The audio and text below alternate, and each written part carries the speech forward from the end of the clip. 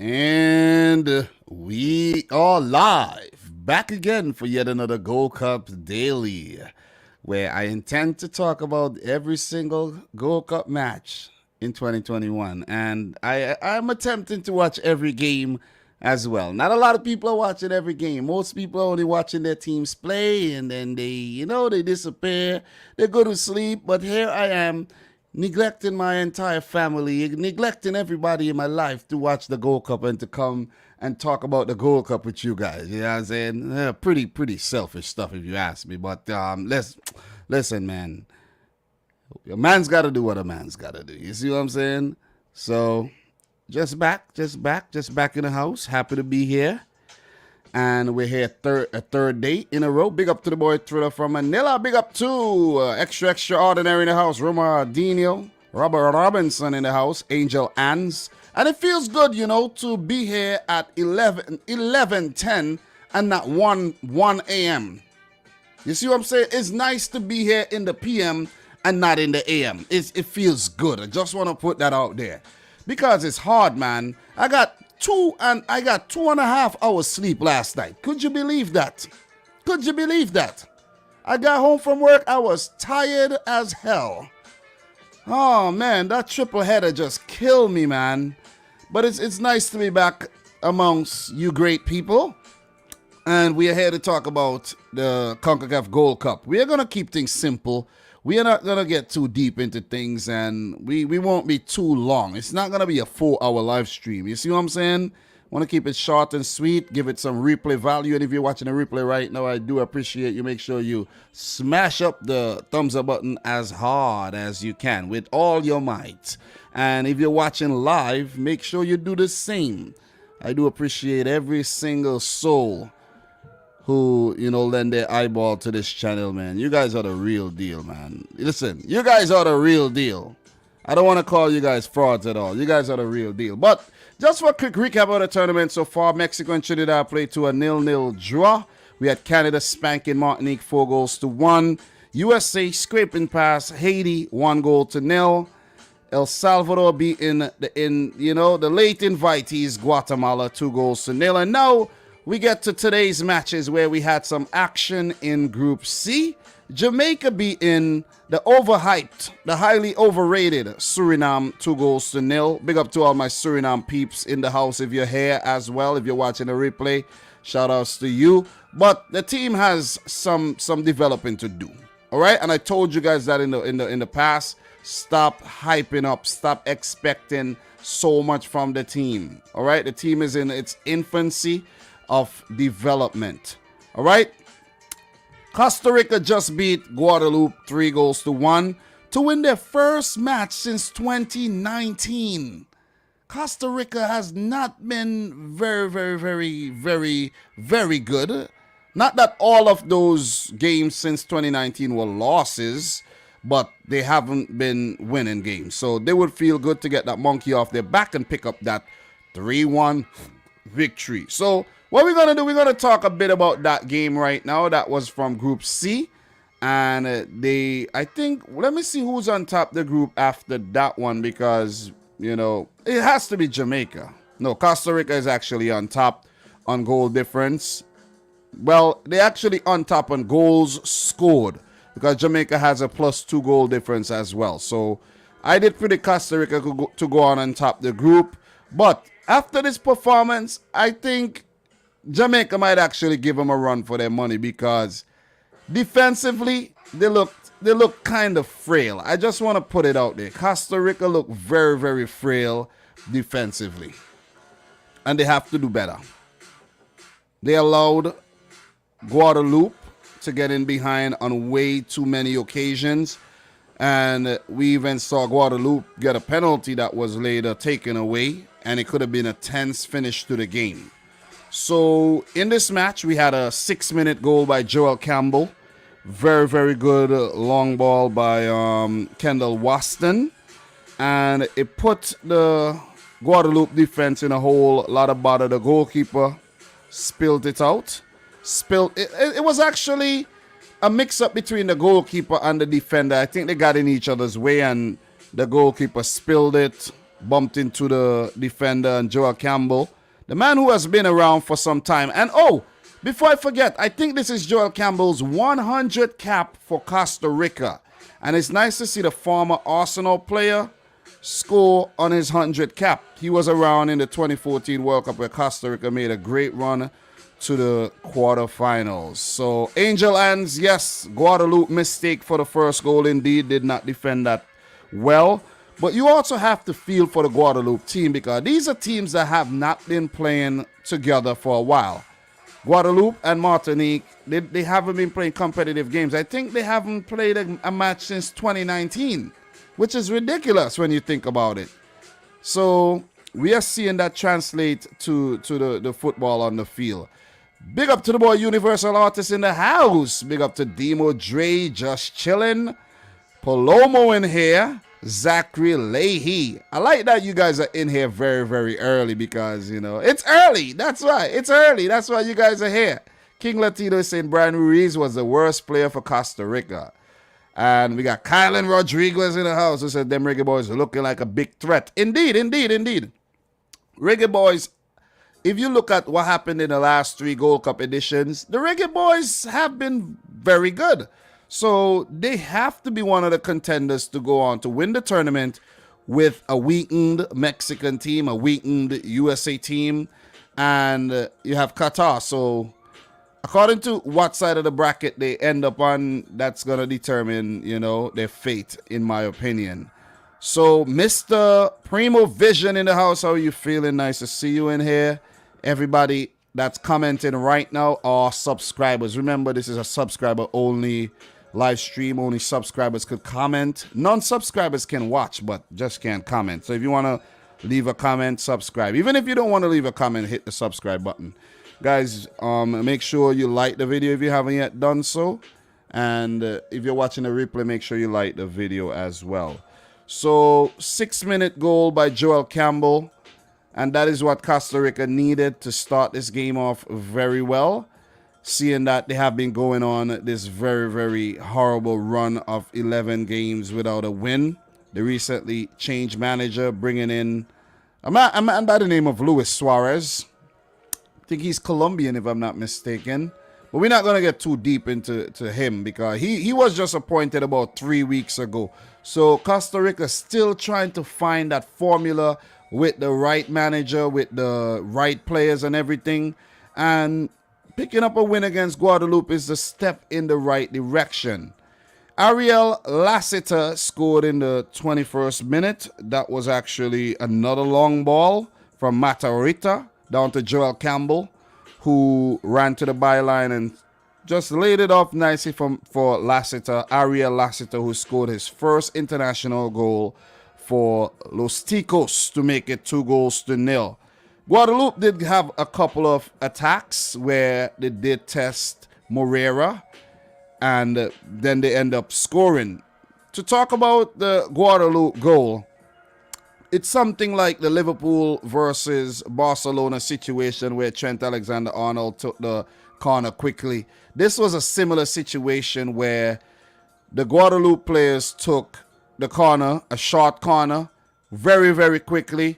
Costa Ricans were caught napping, and Rafael Merval stamped it in. It was a stomp, I should say, a stomp, not a stamp. Well, yeah, stamp if you want to talk Caribbean language. But they stomped it into the back of the net, and bam, right back into the game, 2-1. And that was a wake-up call for Costa Rica. They were looking very vulnerable. I think they allowed Guadeloupe to get behind on way too many occasions, and if Guadeloupe had a little bit more quality, it would have been another winless match for Costa Rica. The last game was a friendly where they got beaten 4-0 against the USA, and during the Nations League they failed to win any of their matches where both games went to penalties. So big up to Mishka Makatov, who says, great content, keep it up, watching from Vancouver, hoping Canada can be successful. Gold Cup. Thank you very much, appreciate it. Demo Dre in the house, that right back from Guadeloupe looks really good. He was such a standout player for them. And The player that you're talking about right back for Guadeloupe, his name is Alphonse, Michael Alphonse, and he's 32 years old. He was actually born in France. And guys, just so you know, a lot of these French players, they are from Guadeloupe and Martinique. Thomas Lemar, I could remember watching a documentary on him, and he is from Guadeloupe. I think Lacazette is from one of those countries as well. Anthony Martial hails from one of those countries. Their parents, or maybe a few of them, were actually born there. Kingsley Coman, I think Alain Saint-Maximin. There was even a Saint-Maximin on the field as well. So, you know, there is some quality in the Guadeloupean team and also some quality in the Martinique team. But the fact that these teams are not FIFA members, it does kind of hamper their progress, where they do not play as often as the other FIFA members. Maybe they're not part of the program or something, but being, left out of World Cup qualifiers could definitely, hamper their progress, where the other teams were involved, the teams that were outside the octagonal. So 2-1 at halftime. I think Guadeloupe got a well-deserved goal because they kept knocking at the door. And at halftime, they had the same amount of shots as Costa Rica, which was 4 at goal, 2 on target. And even though they had less possession of the ball, there was still a threat going forward.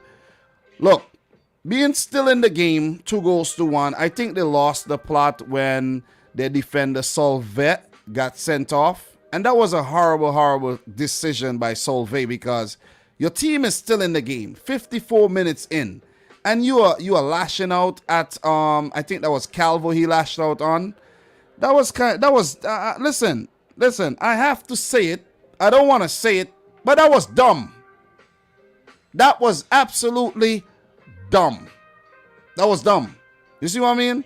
And I think you got to make better decisions when you're in such a crucial game. You got to be a little bit more professional than that. You can't be hitting a player in his chest when there's VAR. There's cameras all over the freaking place. You smell me. Big up to the girl A-Bob in the house who says, hey guys, Thriller from Manila, you're 100% correct. Lacker's family is from Guadeloupe. Yeah. David Nicholson, how are you, man? Haven't seen you around these parts in a while. Says just wait until Ravel Morris is clear to play and Andre Gray and Taxi Lawrence start. We will talk about that pretty soon. Tevin Campbell, Jamaica, what a goal. Bobby Reed. We will talk about that pretty soon. Charles Remy, Haiti is going to give the boys in Group B a run for their money. We shall see about that. And just chilling. And they were in the penalty box of Costa Rica. Bad move. Yep. So, look. I think that was a dumb decision. I'm going to use the word dumb because that's the best word to describe that decision. And I think if they had 11 players on the field, they could have given Costa Rica a run for their money and even get a second and even go on to pick up a draw. Because they have a player by the name of Phaeton, right? Matthias Phaeton. He's 21 years old and he's their star player. He is big, man. For 21 years old, this guy has some size. You know what I mean? And he was really threatening going forward. I think he was a player that was brought down late in the game, but the penalty was chalked off by VAR. And VAR was also used for the red card as well. So I think it has been some good refereeing decisions made where the referees have allowed the game to flow and not blowing for every little thing. So sometimes you may be watching the game and you're like, oh, that was a foul. How come they didn't blow? Or that was that. The referees just have to let the games play and let the games be a bit more fluid. You know what I mean? So you got to give it to the refs, man. That was the right decision. Solvay sent off and Guadeloupe reduced to 10 men. So the third goal was scored by Celso Bojes, and that was a tap-in the 70th minute. Great cross, great run down the left, great cross, and great tap-in to beat the 10-men Guadeloupe once again. As I mentioned, there was an 82nd minute penalty given to Guadeloupe, and it would have made the game really interesting at the end. but it was overturned because it was kind of soft. Hands were put on the player, but the player kind of sold it, and the referee said, yeah. He initially given it, but it was deemed a clear and obvious error. So that's all the notes I have for this game. Costa Rica prevail 3-1. They go on top of the group ahead of Jamaica, who defeated Suriname 2-0. So, look, Costa Rica is still showing that they're a very quality unit. But from what I saw, I don't think they are contenders to go on to win the 2021 Gold Cup at all. I'm going to just put that out there right about now. I wasn't fully impressed. They allowed Guadeloupe to go behind way too many occasions. Way too many occasions. So Costa Rica, I do think they will get to the next round, but that's where their competition might just end. Or who knows? Maybe they'll get to the semifinal this time around. But I don't see them winning it at all unless they improve their game. But well played to Guadeloupe. They tried. But the more quality team prevailed at the end of the day. I saw someone said Brian Ruiz was the worst player for Costa Rica on the night. I didn't see it. But a win is a win, man. And you gotta get the cobwebs off. First game of the tournament. You get to see what the team looks like, and then you'll adjust going into the second game where Costa Rica does come up against Suriname. And for Guadeloupe, they play the Reggae Boyz. So in terms of stats for this match, guys, we have Costa Rica with 10 shots at goal, 5 on target, compared to Guadeloupe's 8 shots at goal, 3 on target. So when I tell you Guadeloupe was allowed to get into Costa Rica's final third on way too many occasions, I mean that. I mean that from the bottom of my heart, because this is a worry for this Costa Rican team. More quality, and they would have been punished. They did have 63% of the ball compared to 37% for Guadeloupe. 602 passes with an 86% pass accuracy. Guadeloupe, even though they didn't have a lot of the ball, they did pass the ball well. 360 passes with an 80% pass accuracy. It was a very physical affair with 19 fouls committed by Costa Rica, 11 for Guadeloupe. And Costa Rica has 4 players on yellow cards right now, with big Kendall Waston being one of those yellow card recipients, Matarita, the left back as well, Lassiter, and one of the players who came off the bench, Johan Venegas. So remember, 2 yellow cards would earn you a 1-game suspension. So you don't want to get suspended for that Jamaican match, which will be the 3rd and final game of the group. So they would need to calm themselves in the next game. All right, Kendall? Kendall, I'm talking to you, Kendall. You especially. You need to chill. I heard he's like very calm off the field, but when he goes on the field, he's just a different animal. You know what I mean? So very, good win, seeing that Costa Rica haven't been winning games since 2019, and they would want to continue this habit going into the remainder of the tournament. As for Guadeloupe, I want to see their game against Suriname. That's a game I'm really looking forward to see. Guadeloupe versus Suriname, because I want to see if this Suriname team is actually going to do anything at all at the tournament. You see what I'm saying? Or they're just all hype. Seriously. I really want to see if they're just all hype. And as Abob says, like the video, guys. Smash the thumbs up button for the live stream, man. Smash it. Let's get the stream up to 50 thumbs up. Big up to Steve McCullough in the house. Big up to you, Josiah Maskell. But big up to Steve Messiah, who says, Phaeton, IREP, Alphonse were very impressive for Guadeloupe. Costa Rica failed to impress me, but their goals were taken well. Were well taken besides the Johan Thuram era. And Johan Thuram was kept very busy. He pulled off a few big saves as well. Big up to the boy Prime Prodigy in the house. Prime Prodigy. I don't know why he's still in the MLS. What are you talking about? Andre Blake you're talking about? Yeah, I think so. So what else we have? Prime Prodigy. Suriname has some relented players. Some talented players. Low key. Yeah, they do. Damian for McGregor. How are you feeling?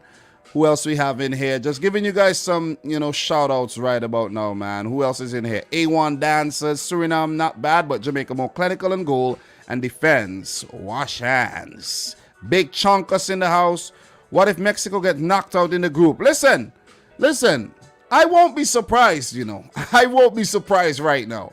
I didn't predict them to get knocked out, but I really won't be surprised if they get knocked out in the group stage after what I saw against Trinidad and Tobago. So, guys, what are we going to do right now? We're going to just scroll up to this game, the game that you guys all been waiting for, the match between Jamaica and Suriname, where the Reggae Boyz from the land of wood and water prevailed over the Dutch-speaking South American nation of Suriname, who has been on a surge lately in terms of the hype and being overrated big time.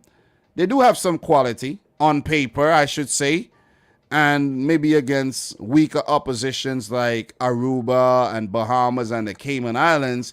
But when they come up against Canada, when you come up against Jamaica, when you come up against maybe Costa Rica later, or even a Guadeloupe, we're going to see what metal they're really made of.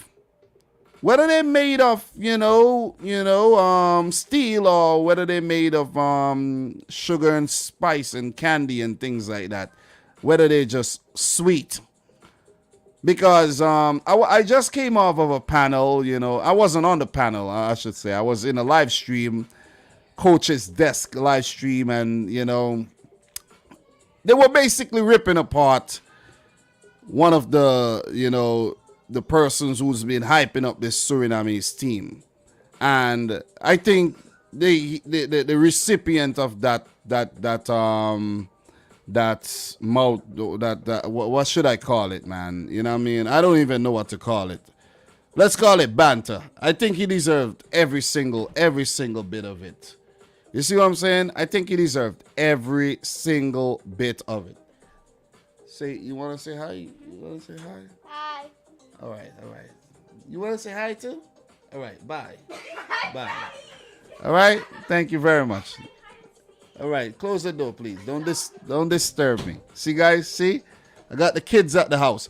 But yeah, man, Suriname had, have been hyped up for months upon months. And I think what actually happened there, I think it's just, with this YouTube thing, I think some people could get carried away with this YouTube thing where you talk about one team and the hype, you see the hype and you get a lot of views and then you continue talking about that team. But you see what I'm saying? It ends up backfiring on you, and I think that is exactly what happened. But Jamaica 2, Suriname 0, courtesy of goals from Shaman Nicholson, a man who plays his football in Belgium, and another goal scored by Bobby Decordova-Reid, which is the goal of the tournament so far. By far, the goal of the tournament. So, look, 6-minute goal by Shaman Nicholson. And you got to give some credit there to Leon Bailey. I think that ball, long ball, given to Leon Bailey. I think that was Damian Lowe with that long ball, if I'm not mistaken. Maybe I'm wrong. I think Lowe was the passer for the second goal, the 26th minute. But good ball. If anyone knows who passed that ball to Leon Bailey, let me know. But because things move so fast when you're watching these games, and they don't really show the replay for you to say, okay, let me see who really passed that ball.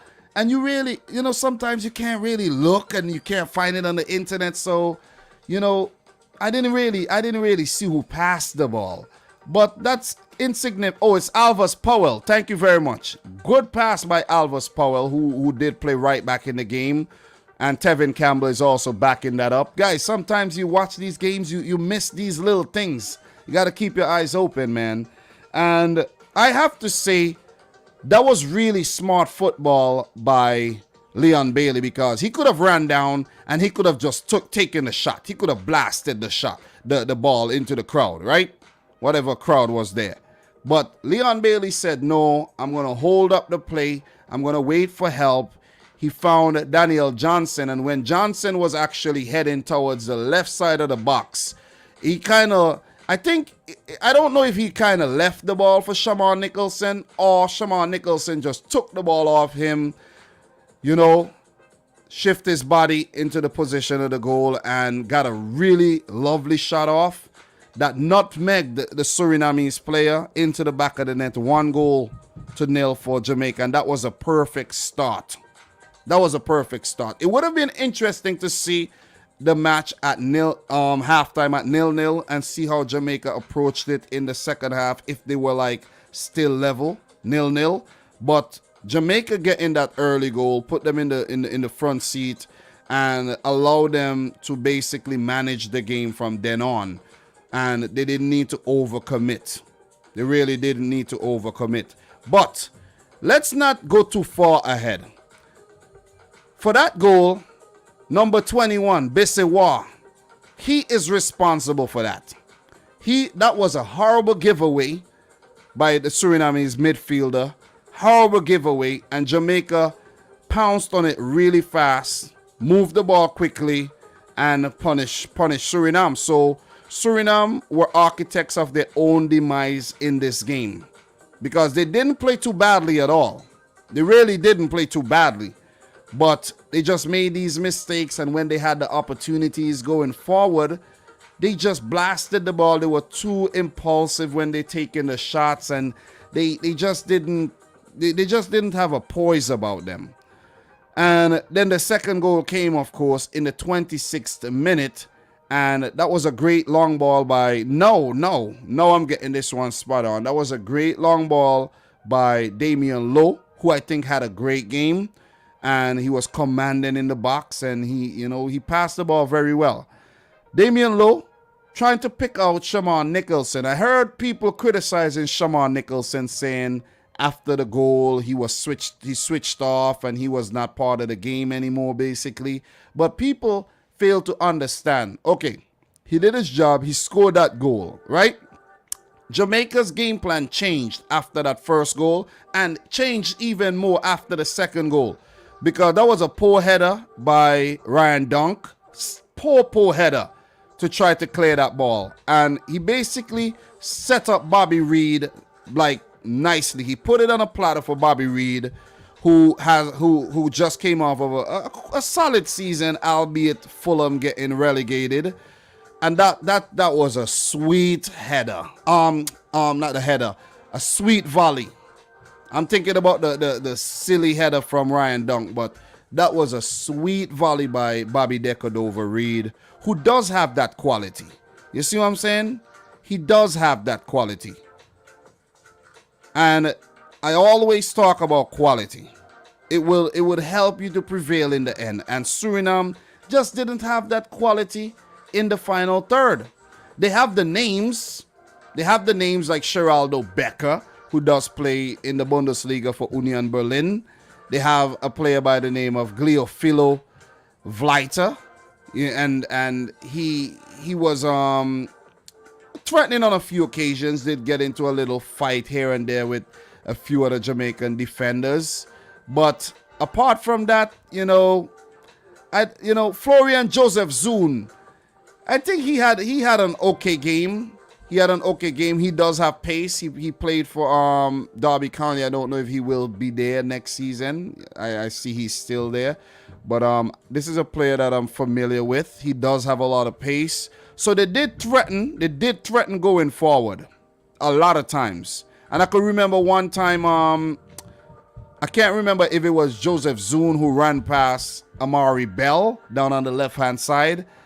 And Suriname had their moments, but they just could not take their opportunities. And whenever they did get a shot or two off, guess who was there?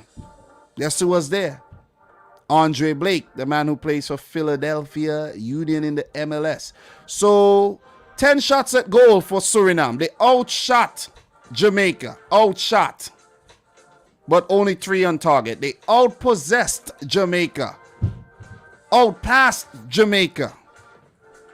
They beat Jamaica in every single department of the game, except the most important department, goals scored.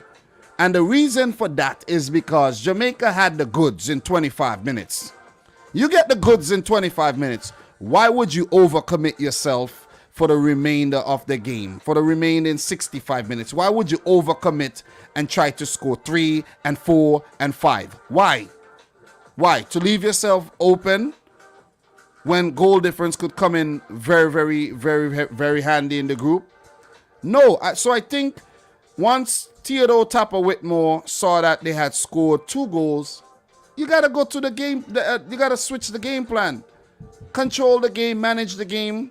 You're not going to be overly defensive and allow them to just, do you like what Italy was doing to England, but you still, you don't want to overcommit. You don't want to be too attacking to the point where you leave yourself open at the back and allow Suriname back in the game. Even though they had those 10 shots at goal, 3 on target, I don't think they were clear-cut chances where there was like, oh man, how come he didn't score that? You see, it wasn't anything like that. I think Jamaica had more of the clear-cut chances. 6 of their 7 shots were on target. And I could remember that pass by Alvis Powell down to Shamal Nicholson, and it was, if he had better contact, it would have been in the back of the net. And I think there was a header, if I'm not mistaken, that was pushed over. But what happened at around halftime in this game, I actually joined Ryan LFC over in his channel for the watch along, so I was doing more discussion, and the game just was, going. The game just went along. I didn't really analyze the last 20 minutes of the game like that, but I say Curacao. I always, Curacao. My mind's on Curacao. But Suriname did look good at the back end of the game when they made a few substitutions that actually helped them going forward. And there was a short, stocky player that came on. I think that was Nigel Hasselbank.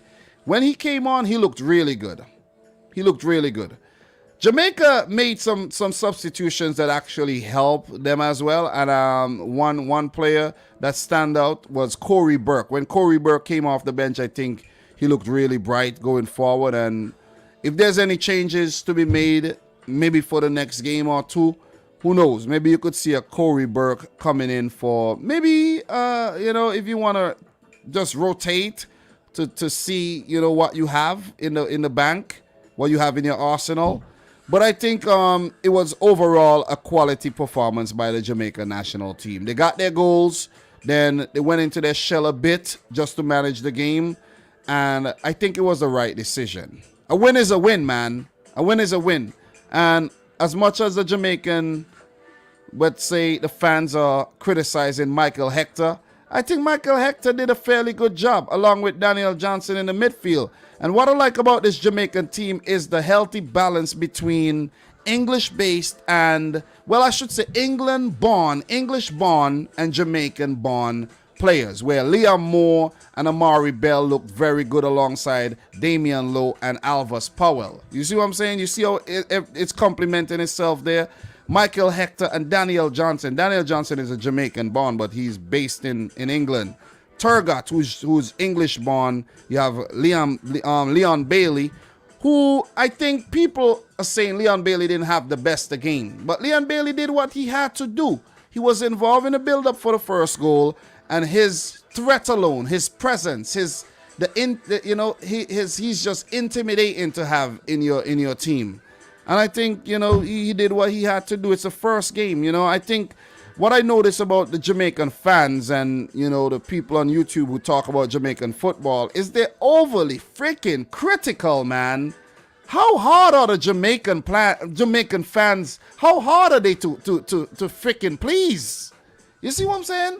They're so hard to please, man. I would have been so happy with this win. Like, oh, man, 2-0 over Suriname. Thank you very much. Let's move on to the next game. And, let's see what we do here. But they just can't be pleased.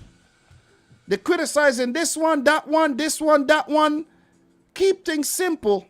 Do the simple things right, I should say. The 11 shouldn't even be changed for the next game. You go in, You beat up Guadeloupe, and you go into the final game against Costa Rica, pick up a point, and you good, or 3. But I think it was a good performance, seeing that it's the first match of the competition. You can't be overly critical, and you can't be overthinking things. And you guys know I know about the overthinking situation that happens at Manchester City. So Tapper Whitmore can't overthink. You see what I'm saying? He got to go into the next game. Do not underestimate Guadeloupe and pick up another 3 points. Because I truly think, look, this is not World Cup qualifiers, right? Where it's going to be a harder test for Jamaica. This is the Gold Cup, where Jamaica has done well for the last 3 editions. 2015, 2017, and 2019. What was that? Back-to-back finals and a semi-final? This could be Jamaica's year. But they just need to do the simple things right. They just need to keep things calm and not, overcomplicate things. You won a game. I would have wanted to go on the Jamaican channels to hear them, oh, I'm so happy, bam, bam, bam. Even though this player didn't have the best of games, but still we won the match. No, what is the long talk about? No need to have a long talk about a win. You see what I'm saying? You won. You should be jubilant. It should be, it should be short-lived. You should celebrate, and then you, maybe for the preview now of the game against Guadeloupe, maybe you could get, into the nitty-gritty of what went down in the other game. But right now, they should be buzzing with euphoria. A win, first win of the competition. You see what I mean? Look at Mexico. They drew their game. They're not in good spirits. But here goes the Jamaican bloggers and the Jamaican fans being all overly critical. Yes, I'm going to say it. Because it's all facts. It's all facts. But look, nevertheless, I think overall it was a good performance. Good team performance by Jamaica. Tapper Whitmore looked very happy on the touchline there. We know he doesn't really smile a lot, but I did see a smile, peek out when the early goal was scored. He was a happy man. So good start to the tournament for Jamaica, man, and their bench does look good. I did take a look at their team. I perused through the squad, and I like the look of the squad. When you could have Kemal Lawrence, right? When you could have Adrian Mariappa and Andre Gray on the bench, your team has a little depth there. You feel me? Your team got some depth. And I think Jamaica could get very, very far in this tournament if they stick to the program and they do all the simple things right. That's my thoughts on Jamaica. For Curacao, I don't know why always these Dutch nations, man. I miss Curacao at the tournament, man. Suriname, man, overhyped. I think the project should be worked on for the 2026 World Cup, or maybe for the when is the next Gold Cup? The 2023 Gold Cup? Because right now it's a bit too premature, man. It's a bit too premature. Suriname are like preemies, man. They're not ready yet. They're not ready yet for the real thing. You see what I'm saying? They got to be put in an incubator. And I don't need to be sensitive if anybody's a preemie in here or anything. But they need to be put in an incubator and incubate for a little while. They need to go through an incubation period. Because right about now, they're not ready. They're really not ready. They got some quality on their team, but they're not ready. Because a couple years ago, I could remember Suriname getting beaten by St. Vincent and the Grenadines. My nation, and you're hearing it right. But I see some quality in the team. Ricciano Haps. We got Mr. Sean Kleiber, who does play for Ajax. Yeah. Kleiber plays for Ajax. The right back plays for Ajax. Haps plays for Feyenoord. Ryan Dung plays for Galatasaray. Leerdam plays for Seattle Sounders, I think. Joseph Zoon plays for Derby County, even though they're not playing well right now. Becker plays for Union Berlin. So there is quality on this team. But, guys, this is chess, not checkers, okay? This is chess, not checkers. And I think that's the best way to put it. And I think the manager, Dean Gorey, and his boys have a lot of work to do to come back in this tournament. Lot of work. Lot of work. Game against Guadeloupe and Costa Rica. It won't be easy at all. It won't be easy. Won't be easy. Just want to put that out there. We could see Suriname lose all 3 games. We could see that. Because that game, July 20th, next Tuesday against Guadeloupe, that'll be a game. That'll be a game to look forward to. It may be a dead rubber in the end, but it'll be a game to look forward to, man. Definitely. So, listen, that's my thoughts on the game. I don't want to be too long and drawn out. I've been here for 40 minutes. What are you guys saying in the chat right now? I want to, get off of here in about the next 10 minutes. I haven't even showered yet since I came home from work because I've been, busy with the kids and, You see the kids are here. I got 3 kids, guys, And since I came home from work, I've been busy. I took a little nap before the game, but I've been busy since the Jamaica Suriname game. I almost said Curacao again. And then I watched the Costa Rica Guadeloupe match. So I've been working hard, man. You see me right now? Listen. You see my face? I'm working hard, man. I'm not even looking vibrant right now. I do have the energy, but I'm not looking fresh right now. You see what I'm saying? I look like I just worked a hard, long day. 12, 15, 16-hour shift right now. You see what I'm saying? So, listen, talk to me, guys. What are you guys saying in the chat, man? Angel Anns, if Mexico get knocked out in the group stage, which teams do you think will finish on top of them? Well, Trinidad and El Salvador could surely scrape through ahead of Mexico after what we saw with Mexico.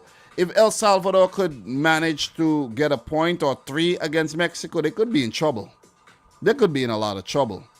I think Mexico will beat Guatemala, but that game, Mexico-El Salvador, is going to be a big one. That's going to be a good one, though. So, what else are you guys going to say? Just chilling. I don't think it's overhyped. It is because they came from nowhere to here, not ready there. But you got to respect the improvement. That is what it is. Yeah. I think they're still overhyped, man. We don't have to agree on the same things, you know what I mean? But I do think they're still overhyped. Johnny X Media, yo, damn good match for Jamaica. Look good. Yeah, I do agree. A lot of positives to take from the game. The thing is, you got to take the positives. A lot of positives to take from the game. The Jamaican coach could take a lot of positives.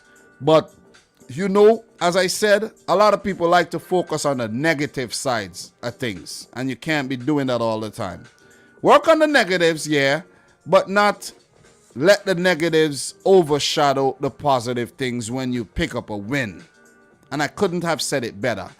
Brian M., hey, what's up, man? I was here yesterday for Salvador. Also, Jamaica seems to be all right because they have so much potential. Great point. RTS vibes. Jamaica play well for their opening game of the tournament, but most Jamaican fans have a problem with Hector starting in the midfield. I take the window. Yeah, I don't know, man. I don't know. Big up to Universal Artist who says, down my Google Play don't work, showing errors, sorry. It's cool, bro. It's all good, man. Melvin Botang in the house. Haven't seen you in ages. Who says, Dom, did you go to trade school or vocational school? What is your job description? I went to a trade school, man. I'm a mechanic. You know what I mean? I'm a certified mechanic. Trades are good. Trades are very good, man. You make good money and you're never out of a job. Kyra Weller in the house who said, damn, I thought Ravel Morrison would start for Jamaica Reggae Boyz. He's not there at the tournament. I've been hearing things that he could join the squad, but man, Ravel Morrison is just problems, man. Let me just put that up. Ravel Morrison is just a whole lot of problems. It's like you're opening a can of worms with Ravel Morrison. So let's see how that one develops, I should say. Robin Russell, if Mexico doesn't win the Gold Cup, who are 3 more teams that are on your radar to win it? Well, you have to throw Qatar in there. You got to throw Jamaica in there. You got to throw the USA in there with the experimental team. Maybe a Honduras. Let's see what they do. But I don't think Costa Rica got it in them to do it. Don't think so. But I'll say Jamaica, Qatar, and the USA would be top front runners to answer your question. Theo Jacobs, Trinidad are dangerous as well, Dom. I won't say dangerous, but I'll say they picked up a good result in their first game. RTS Vibes, Qatar is a dark horse. I do not agree with you. Qatar ain't no dark horse. A dark horse is a team that you don't expect to do well, that goes on to do well and gets a great run in the tournament. Qatar are Asian champions. Qatar is a top team right now. They listen, it'll take a lot to beat this Qatari team. You see what I'm saying? Just Chilling is saying the teams I think will win: Canada, Jamaica, or Qatar. Yeah, I kind of forget about Canada there, but I don't know. I don't know if they could do it without Davies and David. It'll be difficult. It'll be difficult. Let me see if I miss anybody else's comment. Let me see what you guys are saying. Prime Prodigy, Jamaicans just not easily impressed with anything at all, so I'm not surprised about the criticism. Yeah, that is true. That is definitely true, man. Oh, man, tell me about it. That is very true. Very, very tough crowd, man. Just Chilling, Mexico, make it to the last four, no doubt. Yes, they had a bad opening, but I don't think it'll stop them from progressing in this tournament. So what else we have here in terms of comments? We have Frankie Mendez. Don't count Mexico out. Maybe you mean out just yet. All right, what else we have here? Big up to all 96 of y'all in here, guys. If you haven't yet smashed the thumbs up button, make sure you do so. Could we get the stream to 100 thumbs up while we're live? That'll be awesome. RJ PUBG, he says, imagine when Roof, Antonio, and Jamal Lowe come in for World Cup qualifiers. Definitely will improve the Jamaican team. Hopefully they could find a healthy balance with those players. What else we have in terms of comments? All right, I think I got most of y'all comments. Big up to Lego Dude in here as well. I think I got all of y'all comments, everyone who's commenting right now. Dwight Stewart says, I am Jamaican. I could say, well, 1,000% sure it is something we grew up on. Even our parents do it. Yeah, man. Yeah. Israel Soccer Player, I just like this channel. I'm subscribing. Thank you very much. You know, Tyreek McGee. Jamaican fans wanted to see Tyreek McGee. He didn't get a run out. Cashew Red in the house as well. Big up to everybody, man. You guys are the real deal. All right. Hector Lazo, Honduras, the Dark Horse. Big up to AD744 in here as well. Big up to the boy Thriller from Manila who says, wow, every player in the Qatari national team plays in their own domestic league. Yep. I think it's Al Rayyan. Damn, I forgot the team's names right now. I'm running a blank. I know these teams though, but they have some good players, man. And for those of you guys who are wondering why there's so many, you know, black players playing for Qatar or players of African descent, is because a lot of these players came over. A lot of these people came over from Sudan over into the Middle East, and that's why you see a lot of Saudi Arabians are very dark. A lot of, you know, maybe Emiratis or wherever they're from in the Middle East, they come up from Sudan. They come up from Sudan, and you know, and they go over there, and yeah, and Oman as well. Yeah, so that's an explanation for you. Also, there's a few Portuguese players in the team, naturalized citizens in the team as well. So yeah, man. Yeah. So what we got here in terms of comments? Raval Maharaj says, love the late night streams. Big up to you, Mr. Maharaj. Sounds like a name coming out of Trinidad and Tobago. How are you feeling? What else we have here in terms of comments? And we need 22 more thumbs up to get to 100, though. Could we do it? Kyrie Weller says, thank you, Dom, for the knowledge. Oh, I appreciate it. Poke. Are the players from Qatar's Asian win going to be in this Gold Cup? Yes. They have brought a very, very, very, very strong squad.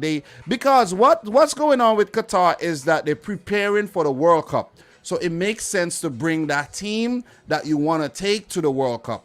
and their preparations have really kicked off and really been accelerated since they won the Asian Cup. And that's an Asian Cup that I also followed and covered back in 2018-19.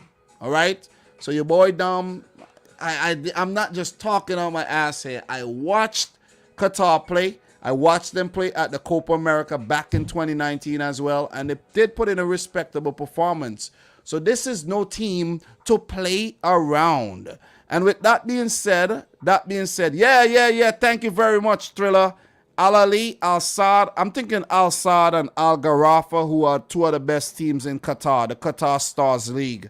So, talking about Qatar, we're going to transition nicely into tomorrow's matches from Group D, where we have Qatar playing against Panama at 7 p.m. Panama, who made their World Cup debut in 2018. Qatar will make their World Cup debut in 2022 as hosts. So we also have another Group D game coming up against with Honduras coming up against the Spice Boys of Grenada. And Grenada are called the Spice Boys because Grenada produces a lot of nutmeg, and nutmeg is a very, very good spice, one of the most popular spices. And guys, back in the days, nutmeg was very, very valuable. People used to use nutmeg to make purchases. That's how valuable nutmegs were. I'm not going to get too deep into the history of the nutmeg, but it's a very, very, very, very, good plant. You know, you ever grind a nutmeg and use the powder to put it on top of your cornmeal porridge, or put it on top of a beverage, a homemade beverage. Yeah, Spice Boys coming to spice up Group D. Not the Spice Girls, but the Spice Boys. All right. So this is where I'm going to make predictions for tomorrow's matches, so we could have some insight. And by the way, guys, I did get my predictions right. Not the scores, but I did predict Jamaica to beat Suriname 2-1. They did so 2-0. And I did predict Costa Rica to score 3, but not to concede any. But Guadeloupe, as we know, did pick up a goal. So Qatar versus Panama. The Panamanians, man. The Panamanians who went over from the Caribbean. A lot of Panamanians are from Jamaica, Trinidad and Tobago, St. Vincent, and the other Caribbean islands. That's why there's so many, let's say, black people in Panama, because they went over there to work on the Panama Canal back in the days. And yeah, that's a little history lessons for you. And I do know a few Panamanians at my job as well. So look, Qatar versus Panama, guys. Let me know your predictions in the chat. I'm going to go for Qatar to win this game. I'm going to go for a 2-0 win for Qatar. The thing about this Panamanian team is that I haven't been convinced by the goalkeeper, Luis Mejia, at all. The defense isn't bad, but in the final third, they could look a little suspect. You know what I mean? Basinas did get a lot of opportunities the last time I saw him against Curacao. Was very, very, very wasteful. There's a player by the name of Jose Luis Rodriguez, who I noticed since 2018. He has some quality. Gabi Torres has some quality. Anibal Godoy, he has some quality as well. And there's a young up-and-coming star who plays in a midfield role, a box-to-box midfielder by the name of Adalberto Carrasquilla, the player with the big hair.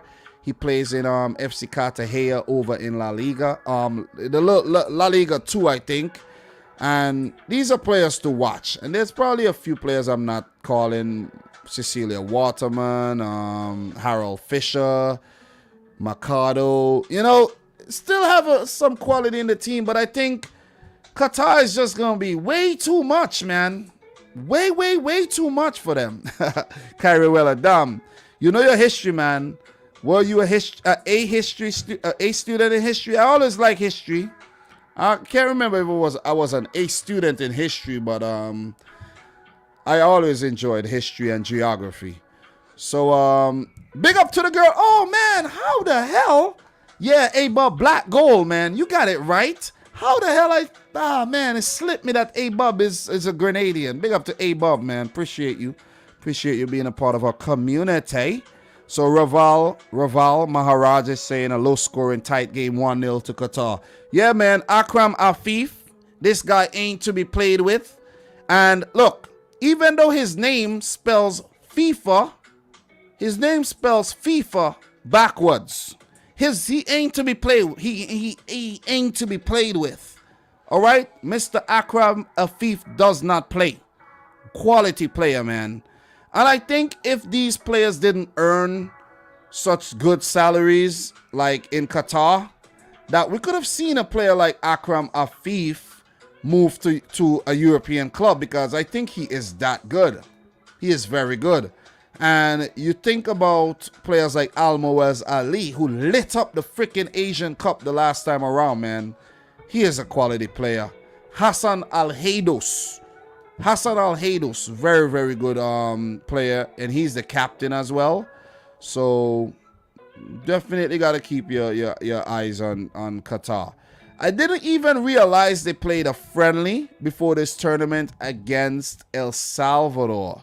So they won the game 1-0. They got Abdul Aziz Hatem, who is a very good player as well. He got sent off, but Almoez Ali scored in the 69th minute. So they played with 10 men for about 80 minutes and still won the game. That's how good they are. They had less of the ball, but this team, very, very quality. Also, you have to talk about their goalkeeper, Saad Al-Sheeb. Very, very good goalkeeper, man. Very good. He's been around for a while. And just to talk up this Qatar team a little, give you guys some insight, man. Akram Afif, Almoez Ali, names like Budaif comes to mind. Al-Rawi, Bassam Al-Rawi, he comes to mind as well. These guys have been playing. And the thing about Qatar, right? These guys have been playing with each other for a very long time. It's been the same setup with a few changes here and there. But guys like Roro, Tarek Salman, Al-Rawi, and you have Abdel Karim Hassan, who I think very dynamic defender, man. Very, very dynamic defender who has a really, really good shot in him. This team, I'm going to let you guys know this right now. I think Qatar is winning this whole tournament. I think they're winning this whole tournament. And I heard people were talking about if Qatar wins, Qatar cannot win the tournament because there's no more Confederations Cup. So there's nothing else that CONCACAF has to represent. No team has to represent CONCACAF in any international tournament going forward. The Confederations Cup has been done away with. So that's not anything to worry about. So the team is damn good, man. And they have a few young players they're integrating in the squad as well. And there might be a few players I haven't mentioned today, but trust me, this team is good. There's a player by the name of Asim Madibo as well. Gotta definitely name him. Quality player of Sudanese descent. So I'm going to go for a 2-0 win for Qatar over Panama. So I think I did give both teams justice there. Thriller is saying they're going to have really good synergy and communication. Tell me about it. Plus, they speak in a language that no other team in the in the Gold Cup understands. They speak Arabic. And there's also that Portuguese language between the manager and a few of the players of Portuguese descent as well. So Qatar is going to be hard to beat, man. And big up to the boy Coach's desk in the house. Coach, man, I wanted to come on, but the fact that I had to do this, I had to do this right after, and so I didn't want to make it that close, Plus, I have to get used to the crowd over there, man. You got a tough crowd, so we're going to wait on that right now. But before the Gold Cup is over, I will definitely come on and share my insight. You see what? You see me, I say? You see me, I say? You know what I mean? So the next game we got to talk about is Honduras versus Grenada. Honduras has not been that great since the 2018 World Cup, but I think I've seen some improvement with this Honduran team, and I think they'll get out this group. I gotta say that. They'll get out this group. And I'll continue talking about this this game after I take a sip of this water because my throat is dry right now.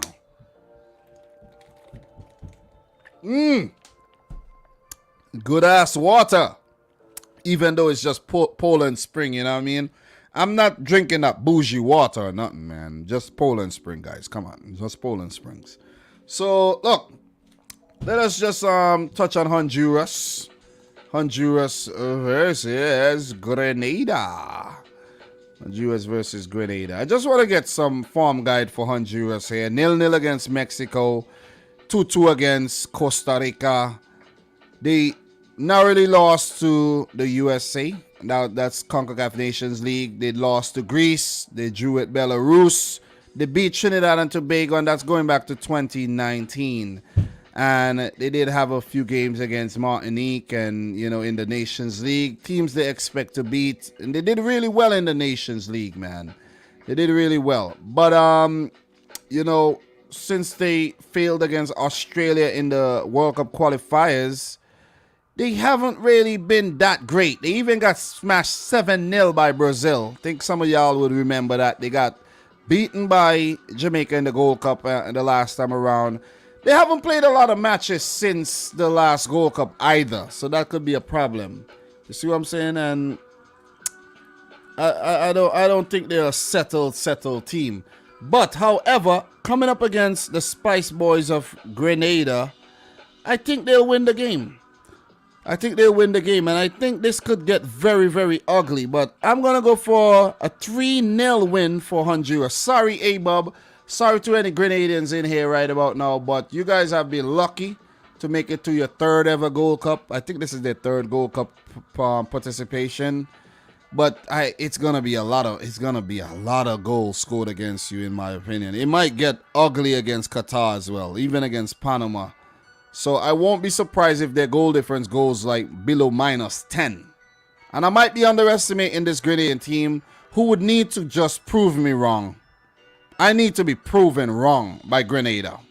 You see what I'm saying? So we have Man's Not Hot Pep says, make sure you come to coach's desk soon before the Gold Cup finish. Definitely. And all right, now me go on back over there. Does CONCACAF team every win the World Cup? No, come on guys, we should know this. It's going to be very difficult for that to happen as well. Mexico has been at the World Cup on many occasions. Never came close. You know what I mean? Jesus Espinosa said, I think Qatar will top the group and I have Honduras second. Same here, man. Same here. So, my prediction, Qatar 2, Panama 0, Honduras 3, Grenada 0. It's been 1 hour and I think I've overspent my invitation here. And I will be leaving. I gotta go and take a shower. Gotta go to bed. Gotta wake up at 4:45 in the morning. And I have an 8-hour shift ahead of me. You know, it might be an easy shift, but still, you gotta stay awake. Guys, we need 19 more thumbs up to hit 100. I know we will. We will do so with the replay. But if you haven't yet smashed the thumbs up button, make sure you do so. Do so for me. Do so for everyone else in the chat who wants to see the stream hit 100 thumbs up. So, guys, as usual, these Gold Cup streams will not be marathon streams like the boy coach's desk. It would only be, let's say, 30 minutes to 1 hour tops. And I'm already gone on an hour 3 minutes. So, 30 minutes to 1 hour and 5 minutes tops. All right? So, Thriller, appreciate it, man. Appreciate you coming through once again. Brian M., Mr. Extraordinary, A-Bob, Jesus Espinora, Dora the Explorer, Kyra Weller, Josiah Maskell, Man's Not Hot Pep, everybody who came through, man. Appreciate you, Alex24. Qatar isn't going to win. Who else? RTS Vibes. Kevin McDaniel, Qatar can't win a Gold Cup. Well, we shall see. You know what I mean? The Tao of Ken. Big up to you. Do you follow any teams? Nah, don't do that. We no do the Chinese Super League over here. We don't do that. Big up to Raval Maharaj. Everybody who came through. You guys are the real deal, man. Look, AD. It would be weird to see Qatar win the Gold Cup, but yeah, it just might happen. So look, from your boy Dominic Rich and the folks over here at the Rich Squad Basement Studios, I'd like to say thanks for watching another video, another live stream. As I said, I keep reminding you, you are the real deal. Come back tomorrow. We will be back to talk about these Group D matches. Not the most high-profile games, but we gotta come back to talk. All right? So, back again with Gold Cup Daily. From your boy Dominic Rich. Subscribe if you're new. Like the video if you like it. And until next time, I like to say peace out. Rich Squad. All right, let's just enjoy some of this right now. Let's enjoy some of this music before we go. You know what I'm saying? Let's come on. Let's just enjoy the vibes. Let's enjoy the vibes before we go. You know what I'm saying? Vibes. No cartel. Let's enjoy that. Come on. Come on, man. Let the rhythm break. Man, DJ, what are you doing? Let the rhythm break. I want to hear this. Okay, listen to this. Big up to Value in the house. How are you doing, Value? Thanks, man. You're late. You're late, man. But nice to see you in here, man. A-Bub says I like the background music. Me too. Me too. Me too. Me too. Zachary. Yeah, man. Yeah, I pay for these beats every month. You know what I'm saying? But look. Look. For real now. Until next time. Peace out. Rich Squad. Peace. Namaste.